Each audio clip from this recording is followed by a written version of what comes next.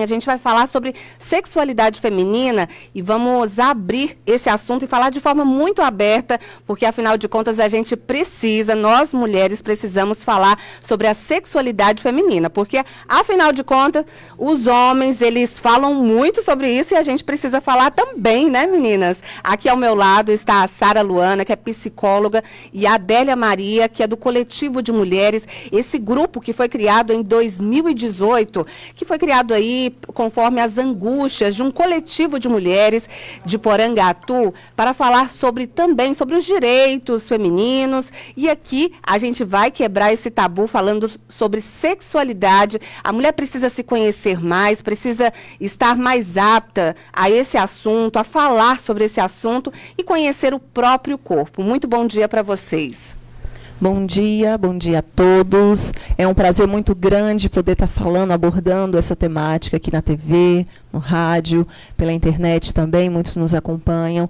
E é uma preocupação do nosso coletivo de mulheres, Liberdade de Ser, tá levantando esses diálogos, essas informações, e é com muita alegria que nós aceitamos o convite para falar sobre sexualidade feminina e autoconhecimento. E qual que é a importância da gente estar conhecendo o nosso corpo? O que a mulher precisa para poder quebrar esse tabu, Sara?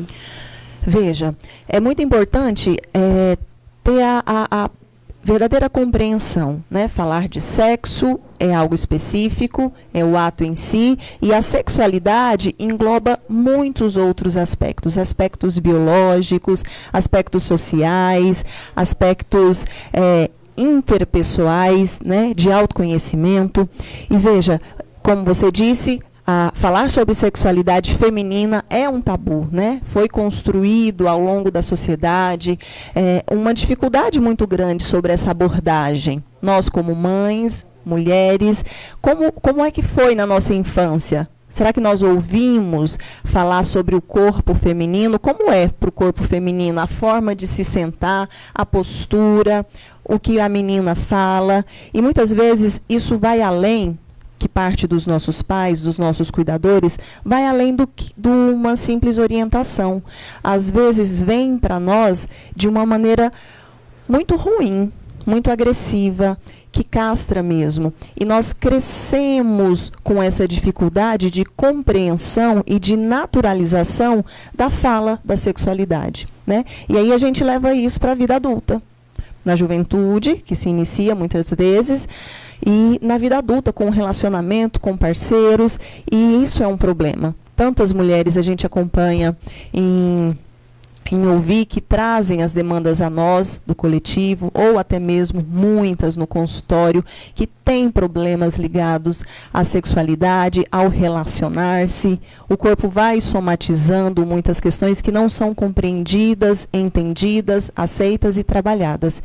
E poder falar sobre isso de maneira leve, né? Eu gosto muito de trabalhar a sexualidade feminina, falar sobre esse tema. Nós acreditamos muito no conceito de que energia vital e a energia sexual, elas são a mesma coisa.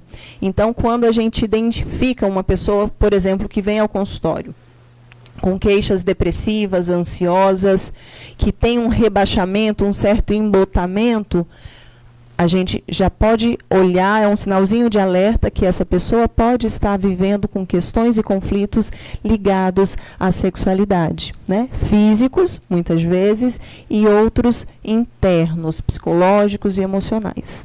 Certo, ou seja, a gente precisa falar mais sobre sexualidade, entender o nosso corpo, e a Adélia Maria traz uma questão teórica bem interessante para a gente poder conhecer mais, teoricamente, o que é a sexualidade feminina, né, Adélia? Sim, sim. Bom dia a todos, né? É muito bom estar aqui, poder conversar um pouquinho sobre esse assunto, que às vezes, né, até encarado um pouco, né, como tabu, mas eu vejo como fundamental na vida da gente. E como a Deviane disse, você ter conhecimento teórico é fundamental. Porque se a gente voltar um pouquinho na história, a gente vai ver que desde o século passado, a Simone de Beauvoir, né, que é uma defensora, né, das mulheres feministas, e que a gente deve muito a ela, que ela abriu muitos caminhos, ela já pesquisava e percebia isso. a dificuldade da mulher de se conhecer e, logicamente, né, conhecer o outro, então de viver melhor. Então, as angústias da mulher. E a gente percebe que desde aquela época, mais ou menos 1940 para cá, pouca coisa tem mudado. O mundo evoluiu tanto, né? Inclusive em termos de tecnologia, a evolução é enorme, é fantástica. E quando a gente vê nessa questão da mulher, né, discutir sobre ela mesma, principalmente sobre sexualidade feminina, a gente vê que nós estamos lá atrás ainda, paramos o tempo. Temos dificuldade de conversar, né, com os parceiros, dificuldade de conversar com as amigas, com os filhos, porque é muito triste hoje você ver, quando você conversa com um adolescente, nessa época, né, 2023, e eles falam que ainda não conseguem conversar com os pais sobre isso. Principalmente as meninas, né, elas falam, não, eu não tenho liberdade de falar sobre isso com minha mãe.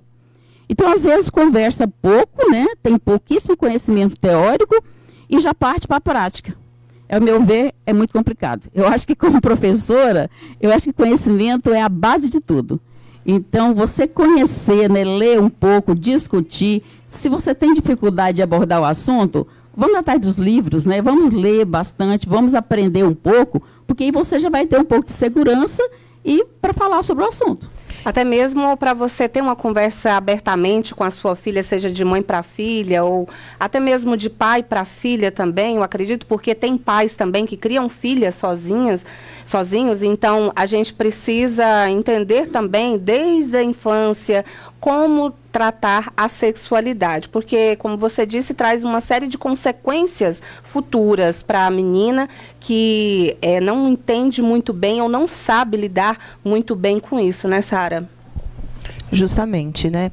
E essa é uma das nossas bandeiras do coletivo, que é o conhecimento, o estudar, e nós acreditamos muito que o autoconhecimento é o verdadeiro empoderamento, né?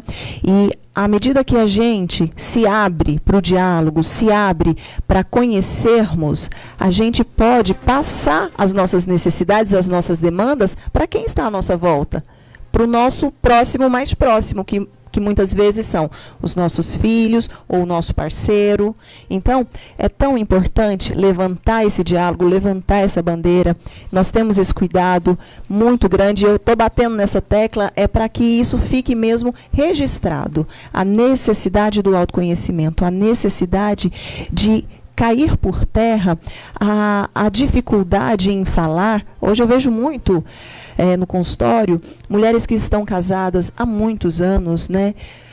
Às vezes com o mesmo parceiro, às vezes já se divorciaram, então com outro relacionamento, mas que não dialogam, né? Está lá no ato sexual, no momento de intimidade do casal, mas extremamente sem vontade, sem prazer, mas está fazendo e cumprindo uma obrigação. E aí, pensando, né, o porquê disso? Não seria mais justo com o parceiro e consigo falar, poxa, não está legal, não estou bem. Isso é tão interessante porque o nosso corpo é mega inteligente, o nosso cérebro é fenomenal. Ele nos dá sinais o tempo inteiro. E às vezes uma comorbidade, um corrimento estranho, uma coceira, uma inflamação é um sinal de que, opa, tem algo acontecendo aí. É um sinal de alerta. Vamos parar e olhar para isso? Aí sim, recorrer ao ginecologista. E muitas vezes o ginecologista faz o tratamento adequado, mas fala, olha, às vezes você precisa também fazer uma terapia. Por que está tendo tanta recorrência? O que está acontecendo emocionalmente, né? O nosso corpo somatiza.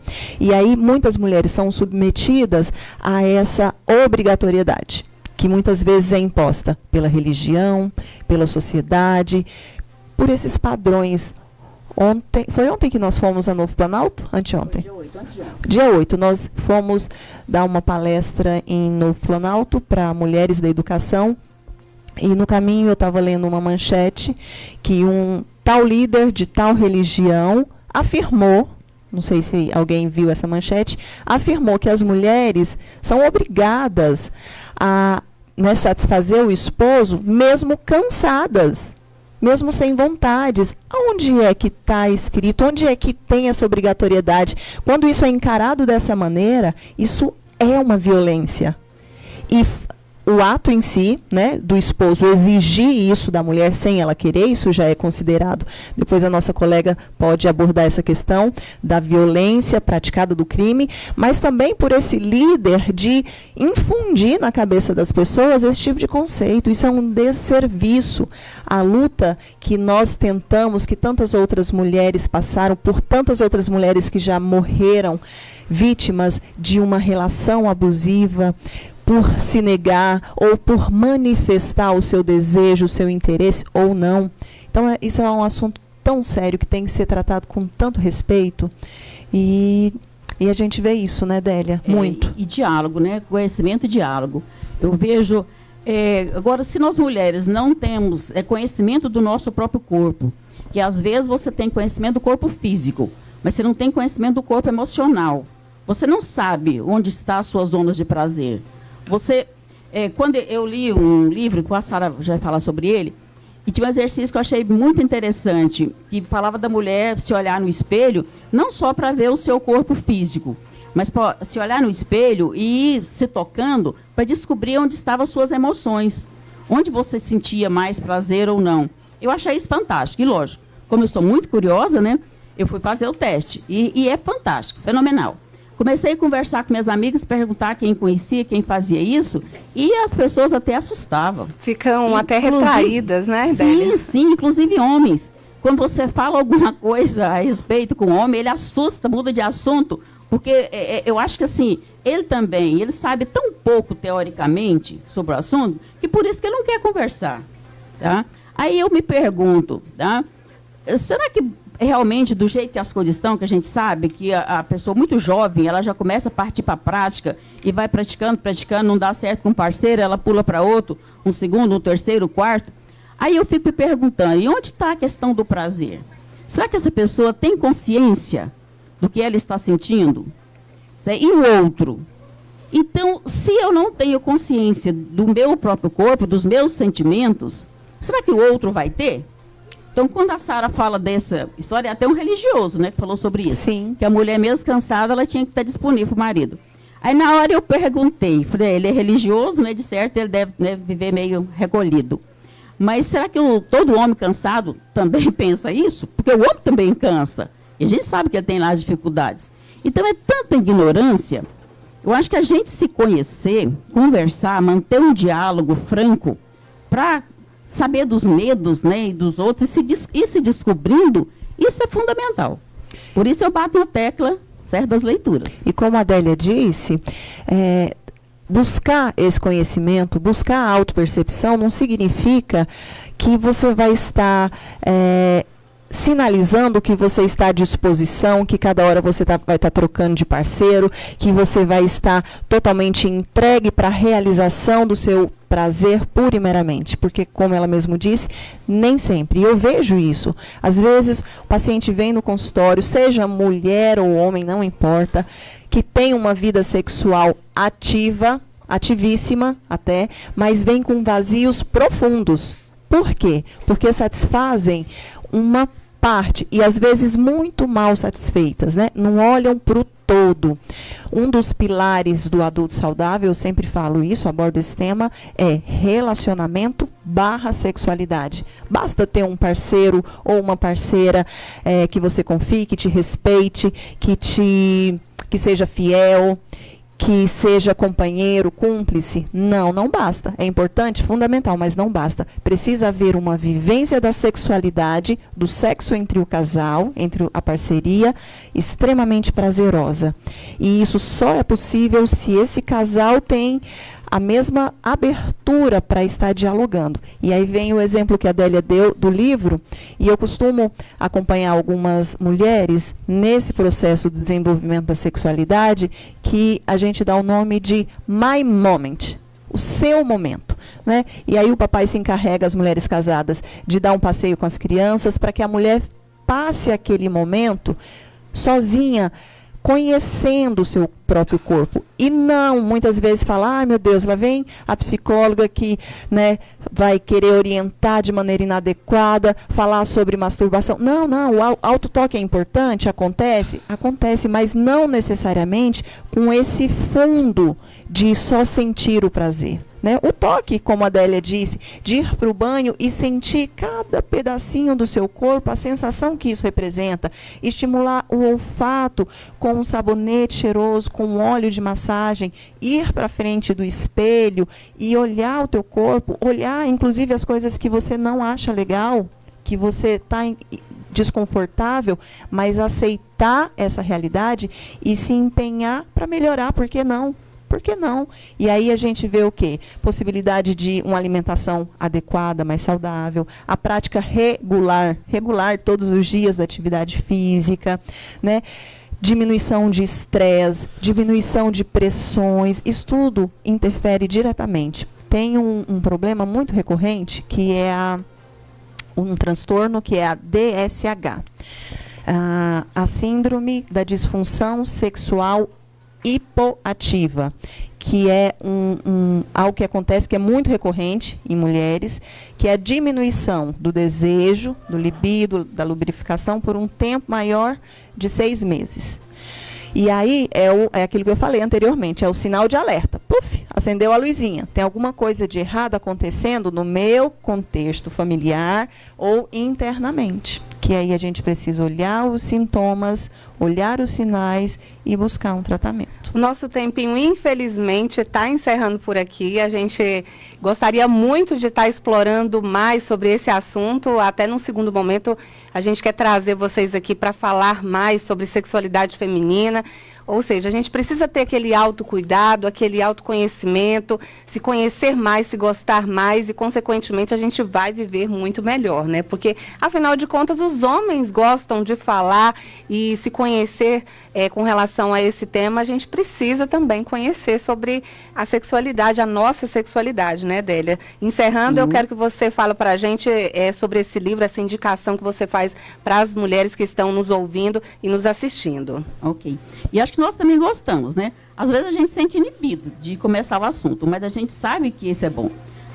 Rapidinho aqui, numa reunião nossa, com algumas convidadas, eu escutei de uma amiga, né, com mais de 50 anos, que nunca na vida ela tinha tido oportunidade de participar de uma roda de conversa para falar sobre o assunto de forma assim tão aberta. E que ela estava se sentindo muito bem, certo? Então eu acho isso fantástico. Eu acho que o conversar, o aprender é fantástico.